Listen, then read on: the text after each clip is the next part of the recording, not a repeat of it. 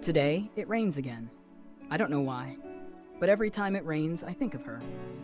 The room is as quiet as always, only the gentle sound of raindrops on the tin roof and my pen slowly gliding across an old piece of paper. I'm writing a letter that will never be sent. Sometimes I wonder, if I had said everything I truly felt back then, would things have been different? But then time teaches me, some things are better left unsaid, especially when the person meant to hear them is no longer there to listen. I write not to relive a memory, but to close it. To write is my way of apologizing for the things I never had the courage to say, and to myself for holding on to someone who was never coming back. No one knows what I'm writing, but I do. Every stroke of ink is all that remains of a time long gone, a time that wasn't perfect, but was the truest. You came on a pale, sunlit afternoon. No background music, no racing heartbeat like in novels. Just a glance, a gentle, tilted smile, and a short sentence I remembered for years. Do you know it's about to rain? And it really did rain that day, just like today. We didn't love like the world usually does. No noise, no boasting, no photos of holding hands in the streets. We simply were there for each other. You liked folding paper cranes, and I just sat silently watching you. Sometimes we'd go an entire afternoon without a word, and yet I felt the most peace. For a time I believed, if peace had a shape, it would be your silhouette staring out the window at the rain. I never asked if you were happy, because in your eyes, everything felt so whole. I was afraid that if I said anything, it would all break. But perhaps that's why we didn't last. You started sleeping later. I began waking earlier. Conversations dwindled. Replies took hours, and some afternoons we sat beside each other, but weren't really there anymore. We still went on walks, had dinners, asked each other how the day was, but it all felt like a script we both memorized so well. There was no emotion left. One time you asked, "Do you feel like we're drifting apart?" I stayed silent, and maybe that silence was already an answer. I thought that loving long enough would lead to understanding.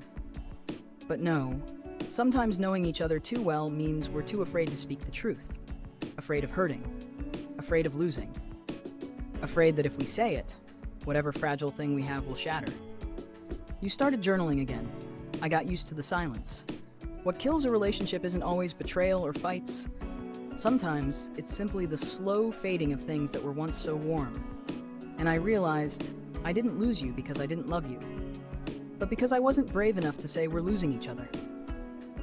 We broke up on an afternoon without rain. Soft sunlight, strangely peaceful.